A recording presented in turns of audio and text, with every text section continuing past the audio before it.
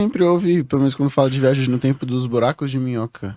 Porque na verdade o que são os buracos de minhoca? São atalhos, né? Você tem no espaço, que é a dobra do espaço, depende da velocidade. Como é uma velocidade, você tipo curva o espaço de tal forma que você pode ir de um ponto a outro mais rápido. Entendi. Aí você, ao nesse de um ponto mais rápido, acredita que aí, tem pontos que você vai mais rápido, você pode ser mais rápido que a luz, igual que o fóton, no caso ele, o fóton, né? Só porque você E aí você ir mais rápido, pode encurtar a luz e quem sabe voltar ao passado. Entendi. Aí tem ideias que pode ser viagem pro passado, né? No caso, tem umas ideias, né? Mas isso não é comprovar, isso da teoria.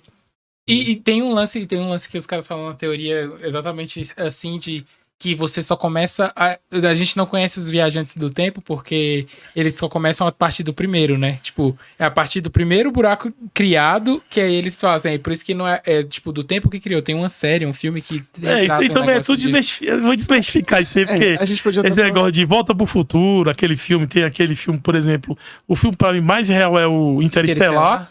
Aí você tem um filme também, Uma Odisseia no Espaço. Tem um que é que no final também, uma série, uma coisa assim, que na Odisseia do Espaço, já falar 2001. Não, essa Odisseia é bom legal que no final o cara entra dentro do buraco negro, tipo a nave dentro do buraco negro, ele perde noção de tempo.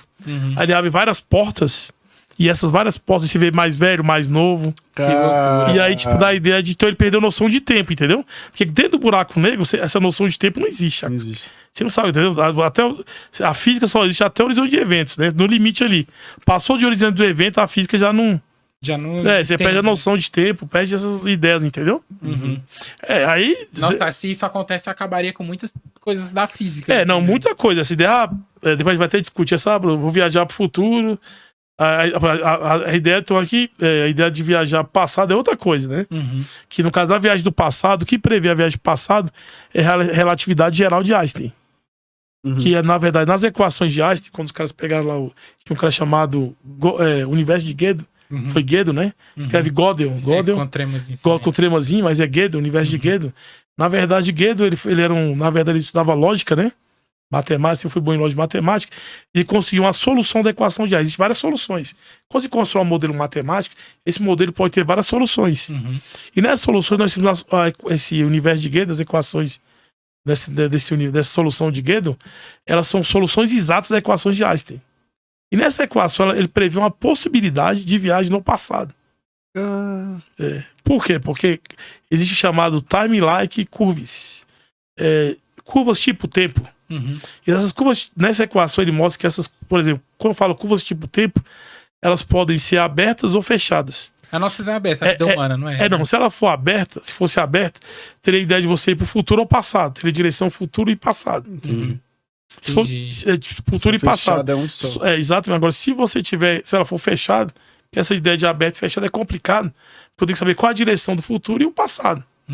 Então, nessa solução do universo de Gödel, que na verdade, o que foi essa solução? Ela foi a primeira solução da equação de Einstein, onde você tem matéria em rotação. Você tem matéria em rotação. E aí, nessa matéria de rotação, qual a ideia? A ideia é que, como se eu tivesse aqui, ó, eu tenho pontos locais no universo, matérias, pontos locais, que eu gero o quê? Curvas de tempo, entendeu? Essas curvas de tempo fechadas, eu saio de um ponto e volto pro mesmo ponto. Então a ideia de viajar passado deve sair de um ponto e retornar pro mesmo ponto, para ele mesmo. E aí é previsto pelas equações essa solução do universo. Você tinha que estar acima da velocidade da luz, não? Não, mas aí qual é a ideia? Vamos analisar. Aí se você sai de um ponto e voltar pro mesmo ponto, não precisa estar acima da velocidade da luz. Mas para eu conseguir sair de um ponto e voltar pro mesmo ponto, seria uma solução. Só que tem outras soluções também, além desse cara. Tem um cara chamado Van Stokes, que ele foi o primeiro cara a encontrar uma solução das equações de Einstein, que ele considera o seguinte: existe a chamada cordas cósmicas, que são geradas de forma natural, que é tipo cilindro giratório, que você também pode viajar através da solução de um cilindro giratório. Aí fica girando em torno do cilindro, sai de um ponto e volta pro mesmo ponto. Essa é a possibilidade de viagem do passado. Só que isso é uma possibilidade matemática, entendeu? Você falou, como é que a gente podia então viajar em torno dessa curva tipo fechada, que é o like time curve? Como é que eu poderia fazer isso? Foi feito um cálculo, né? Os caras já fizeram um cálculo, que eu tenho que pegar uma nave espacial e num foguete, para esse foguete se mover em torno dessa curva, ele teria que ter mais ou menos 0,7 da velocidade da luz. Não. Só que tem um grande problema, que quando você tem velocidade muito alta, a matéria tem uma energia. Então, todo o combustível, até a nave, se transforma em energia. E para você retornar de novo, não teria como, né? Então, um gasto de energia muito alto para... Normalmente é sempre viagem só de ida, né? Exatamente. E para você fazer esse gasto de energia, tem a questão que tem que ter uma força externa atuando, além da interação gravitacional. E da interação gravitacional. Por exemplo, como a matéria-energia curva o espaço, o que eu falei? Nós estamos dentro de um cone. Esse cone, ele pode o quê? Ele pode variar, ele pode inclinar. Então, a variação de inclinação desse cone no espaço, devido na teoria da relatividade geral, né? Porque a teoria da relatividade geral é o quê? Como o espaço é todo curvado, o cone, ele pode o quê? Ele pode dobrar. Ao dobrar, eu tenho várias possibilidades, pontos, que eu poderia ir e voltar para o mesmo ponto, entendeu? Entendi. Que gera essa possibilidade. Dentro do universo de Gödel. Só que os físicos não gostam disso. O Stephen Hawking reprovou, né? Não gosta, o Einstein também não gostava desse resultado, como ele tinha uma influência muito grande na comunidade científica, né, da época. Ele também não aceitava essa ideia. Mas aí muitos ainda usam um pouco, tem, tipo para estudos, né? Porque você tem teorias alternativas da cosmologia, da teoria de Einstein. Tem algumas coisas que a teoria de Einstein não consegue explicar bem, tipo acelerar a ideia da questão do universo que está acelerando, entendeu? Falha.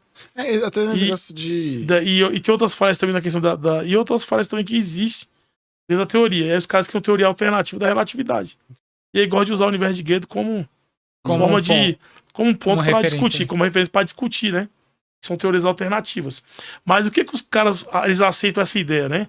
O Stephen Hawking, no livro dele, ele fala do universo de Gödel, só que ele fala que não pode existir em outro universo, não no nosso. Então aí surge a ideia de multiverso, se for possível. Então dentro de outro universo pode existir essa ideia, entendeu? Você ir para um ponto e voltar para o mesmo ponto. Que é dentro do universo de Gödel. Tem até equação, né? Não vou nem citar aqui, que eu gosto de equação, sou apaixonado, que mede a velocidade de rotação da matéria, né? De torno de um ponto fixo. Que prevê Como é que é a forma? O universo de Gödel, que é a ômega igual a raiz quadrada da constante da gravitação vezes π, vezes ρ, que é a densidade de matéria do universo. Aí tem a equação, então é o modelo que dá a solução da equação geral de Einstein. É uma das soluções que prevê essa possibilidade de viagem no tempo. Tem uma possibilidade matemática.